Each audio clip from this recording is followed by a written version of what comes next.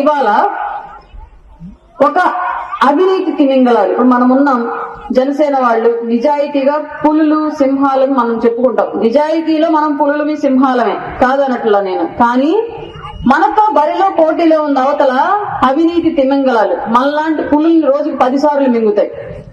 అట్లాంటి తిమింగళాలతో మనం పోటీ పడాలి అనుకున్నప్పుడు ఇటు టీడీపీ అటు బీజేపీతో కలిపి ఎన్డీఏ కూటమి అనే ఒక బలమైన ఏనుగుగా తయారయ్యి బరిలో నించుంటేనే ఇవాళ ఆ అవినీతి తిమింగళాలను ఢీకొని మనం గెలవగలం.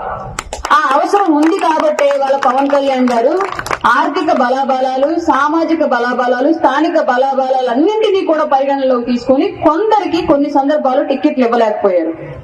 ఇవ్వలేని పక్షంలో కొందరు పార్టీ మారి ఒక అవినీతి పార్టీలోకి వెళ్లి నిన్నటి వరకు ఇదే నోటితోటి జగన్మోహన్ రెడ్డి అవినీతి పరుడు, జగన్మోహన్ రెడ్డి సారాయి అమ్మాడు, జగన్మోహన్ రెడ్డి కుంటలు పోవలేదు, జగన్మోహన్ రెడ్డి భవనాలు కట్టలేదు, జగన్మోహన్ రెడ్డి ఉద్యోగాలు ఇవ్వలేదని చెప్పేసి మాట్లాడిన అవే నోళ్లతోటి ఇవాళ కేవలం నీకు టికెట్ ఇవ్వలేదన్న ఒకే ఒక్క కారణంతో నువ్వు ఆ కండవా వేసుకొని వచ్చి జనసేనని పవన్ కళ్యాణ్ గారిని ప్రశ్నిస్తుంటే తప్పెక్కడుంది?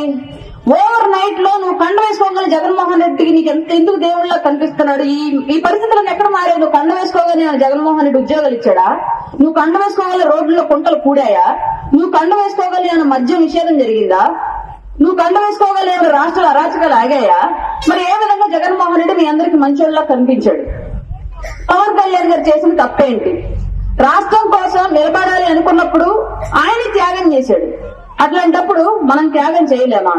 25 ఏళ్ల భవిష్యత్తు కోసం జనసేన పార్టీ అని నిలబడ్డ మనందరం 5 ఏళ్లకి 10 ఏళ్లకి 2 సంవత్సరాలకి 3 సంవత్సరాలకి మాకు టికెట్ ఇవ్వలేదని చెప్పేసి పవన్ కళ్యాణ్ గారు నిందించే స్థాయికి మనం దిగజారాము అంటే సమాజ ద్రోహం, పార్టీ ద్రోహులం మనమా, వైసీపీయా?